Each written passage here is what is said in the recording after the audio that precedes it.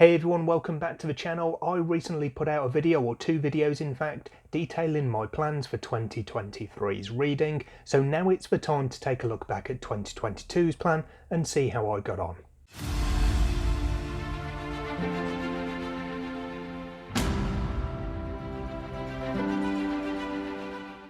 Now, when I put together my 2023 reading plan, I did kind of look at it and think I was being quite ambitious because I counted up all of the books that I would need to read in order to complete it, and there were 35 titles on there.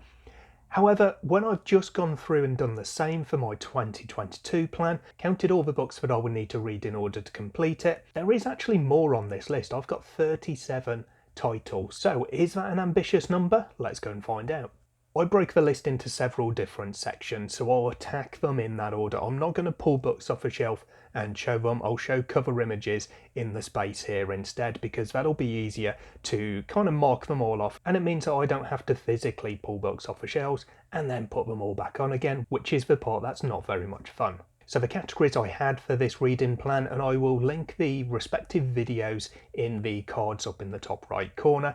I've got series that I wanted to finish. So these were series that I specifically wanted to read all of the remaining books for, and there were either one or two books remaining in each of these. Then there were series that I wanted to continue, so there was no stipulation on finishing them. I just wanted to read at least one more book in the series to continue through what was currently available. Then I had some new releases that I was expecting in 2022 that I wanted to get to as well, and these were all continuations or final books in some cases of series as well. So those are the categories that made up my specific reading plans video. There were then two other videos that I incorporated into my reading plans. One of those was the 10 self-published books that I wanted to read in 2022. These were all completely new to me. They were all book one in a series. I think they were all book one anyway, there's no standalones, but none of these were for ongoing series, and in fact all of these were debut authors, or new to me I should say, authors. And the stipulation when I was making this list was that the titles I included all had fewer than 100 ratings on Goodreads at the time of putting the list together and filming the video. And then the final list, I did a video of series that I was in the middle of, and then a second video of series that I wanted to be in the middle of. So series I wanted to get to and try out. So I pulled together the 11 titles that I listed in that video and added them into my reading plan as well. So although it would make sense to do the series continuation, finish and start all together, I'm going to keep to that same kind of system, so tackle the individual books and series from the videos as I just listed them. So first of all, I'll go through the categories for my actual reading plans video, starting off with the series that I want to finish. So on here I only had 3 series and there were 5 books in total. So first we had the Lacanius by James Islington. I had read books 1 and 2 in the series at the time, and I just had the third book, The Light of All That Falls, to get to in order to finish this series. Then I had The Farseer by Robin Hobb, and I'd already read book 1 in the series, so I had book 2, Royal Assassin, and book 3, Assassin's Quest, to complete this one. And then the third series I listed was The Great Leveller. So these are the 3 standalone books in the First Law series by Joe Abercrombie. So again, I'd read 1 and I just had the remaining 2 to do, which were Red Country and The Heroes. So straight away, this category was one of my big fails for 2023. I completed 1, or you might look at it as 1.5 of the goals in this particular category. So I did read The Light of All That Falls and wrap up the Lacanius trilogy by James Islington. I read half of the allocation for Farseer, so I read Royal Assassin, but I still haven't got to Assassin's Quest because no matter how many times I tried, I just couldn't get the motivation for it. So I'll tackle that one a bit more when I get to my series kind of wrap up and show you all of the series that I've been reading this year, but you might get a bit of an idea from what I've said about it, where it might land in that particular video. And then the third one, The Great Leveller. Again, I didn't get to finish this one. In fact, I didn't really start this one because I didn't read either The Heroes or Red Country. So this was a bit of a fail in terms of wrapping up series. You may have seen that in my monthly wrap-up videos where I list the series that I've started, finished, I'm in the middle of, and so forth. The stat for series finished hasn't really been going up very much over the course of a year, and this is one of the examples of why that is. So moving on to my series that I wanted to continue with, and in this one again there were 3 series that I listed. Number 1 was the Reborn Empire by Devin Madsen. I'd read the first book, We Ride the Storm, so I wanted to read at least book 2 in this one, which was We Lie with Death. Then we have the Stormlight Archive by Brandon Sanderson. Same story there. I'd read the first book, The Way of Kings, but I hadn't read any more, so I wanted to at least read Words of Radiance to get this one ticked off. And then the third one was The Expanse, and again I've read the first book in this one, which was Leviathan Wakes, and I needed to at least move on to finish Caliban's War in order to tick this one off. So again, this one was a bit hit and miss for me. I did complete 2 of the goals in this section, so I have now read We Lie with Death, and I've been able to tick off the Reborn Empire as a series that I continued this year. And the same for Words of Radiance, which means I continued with the Stormlight Archive this year as well.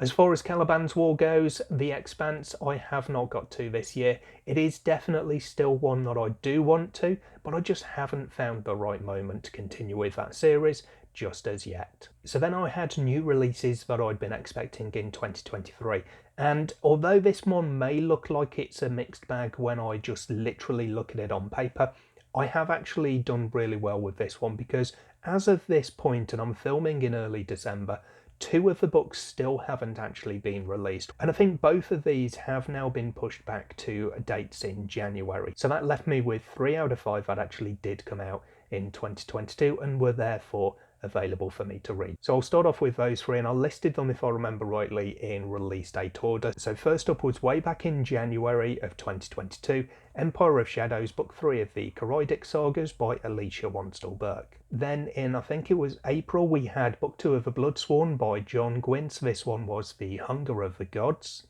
And then in August, we had the 3rd book in Zach Argyle's Threadlight trilogy, this one being Bonds of Chaos. The 2 other new releases that I had been expecting later on in 2022 were Of War and Ruin by Ryan Cahill, Book 3 of The Bound and the Broken, and Age of All Sin, which is Book 2 of the Ilborn Saga by Daniel T. Jackson. So if you discount those 2, and I've moved those across, as you might have seen, to my 2023 reading plan, I did actually finish all of these titles. So actually in 2021 I got a review copy of Empire of Shadows by Alicia Wanstel-Burke and wrapped up the Kreidic Sagas. I also then got review copies of The Hunger of the Gods and finished that one, and of Bonds of Chaos to wrap up the Threadlight trilogy. So for this category of the books that were available to me, I was able to read 100% of them.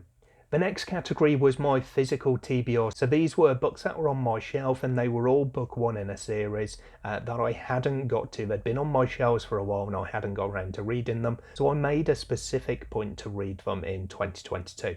So in this category we had Dragon Mage by M.L. Spencer, The Bone Ships by R.J. Barker, The Wolf of Oronjaro by K.S. Veloso, The Black Coast by Mike Brooks, and The Ember Blade by Chris Wooding. And again, this is a category that I had some real good success with, and I actually did read all 5 of these and ticked them off my list. So I'm really happy to have got to these as what I might call TBR vets. They're ones that have been on my shelves for a good long time, and now they've got a tick against them to say that I've read them. So that wraps up the list of titles that I included in my actual reading plans video. The next 2 lists are from different videos that I incorporated into the plans because they were also about books that I wanted to read, or series that I wanted to start at least. So the first of those is the 10 self-pub books that I wanted to read in 2022. And these, if you remember, were titles that at the time of me putting together a list, they all had fewer than 100 ratings on Goodreads. And I am pleased to see that a number of them have now gone above 100 ratings, so there's plenty of other people reading them as well. I went through this list in kind of reverse order, so the fewest to the highest ratings at the time of filming.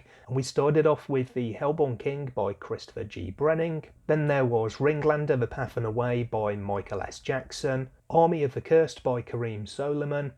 Beckoning of the Gate by Benjamin J. Ryan, Burn Red Skies by Kirsten Espinosa Rosero, The Blood of the Spear by Mark Timoney, Cold from the North by D.W. Ross, The Iron Crown by L.L. McRae, The Look of a King by Tom Dumbrell, and Winds of Strife by U.G. Gutman. Now, I did really well with this list, and I've had some great success with self-pub fantasy this year, and I've actually kind of ticked off everything on this list. I say kind of because I've read 9 of these, and at the time of filming I am halfway through reading The Blood of the Spear, which will complete this list for me. So probably out of all of the lists that I've got, all of the categories that I've included in these plans, I'm most happy about this one because self-pub has been a big part of my reading, and also I would say a big part of my channel this year, and I'm absolutely over the moon with that. So then we move on to my final list, and these were all series that I wanted to start. So there was no stipulation about how far through the series to get. It was literally just to start the series, so to read book 1. And on this list there were 11 titles that I wanted to get to, and I can't remember when it was that I actually put this list together and filmed it, but it must have been earlier in 2021, because one of the titles on here I did actually manage to complete before 2021 was over. So we started off, and I remember saying in the video itself that I would bracket them with some sci-fi. So the first title on this list was The Protectorate by Megan O'Keefe, which started out with Velocity Weapon. There was then The Iconoclasts by Mike Shell, where we start with Aching God. The Koroidic Sagas by Alicia Wanstall-Burke, which started off with Blood of Heirs. There was then The God King Chronicles by Mike Brooks, starting off with The Black Coast. So with some of these you can see the crossover with some of the other lists that I've already mentioned. Continuing in that vein, we had The Reborn Empire, starting off with We Ride the Storm, that's by Devin Madsen. Echoes of the Fall by Adrian Tchaikovsky, which kicks off with The Tiger and the Wolf. The Wolf of Oroñoro was then the first book in the Bitch Queen Chronicles by K.S. Veloso. There's The Tide's Child, starting with The Bone Ships by R.J. Barker. 5 Warrior Angels by Brian Lee Durfee, which starts off with The Forgetting Moon. The Band by Nicholas Eames, and book 1 there is Kings of the Wild. And then the sci-fi title to finish it off was The Texkalani by Arkady Martin, which starts off with A Memory Called Empire. So with this list, again, I had a really good success rate. It's exactly the same story as the self-pub list in that I've actually read 10 of these titles, leaving me just one that I haven't. But at the time of filming, I am in the middle of that last remaining title. So I'm currently reading The Forgetting Moon by Brian Lee Durfee, which means I have started this series already, but of course I will be finishing that book as well, which means that I will have wrapped up everything in this list as well. And of these I did actually read some more. So the Koroidic Sagas and the Tide Child trilogy, I've actually completed those series, so not only did I start them, but I read all 3 books in both of those. And The Reborn Empire, as we've already seen, I also read book 2 of this year. So I did really well with this one, and although I won't count it, you could say that I overachieved on this particular list. So of the 37 books that I would need to read in order to complete every single thing on this list, I did really well. I actually read 33. So with the series that I want to finish, I only read 2 out of the 5 individual books that made up that list, which gave me 1 out of 3 of the individual series completed.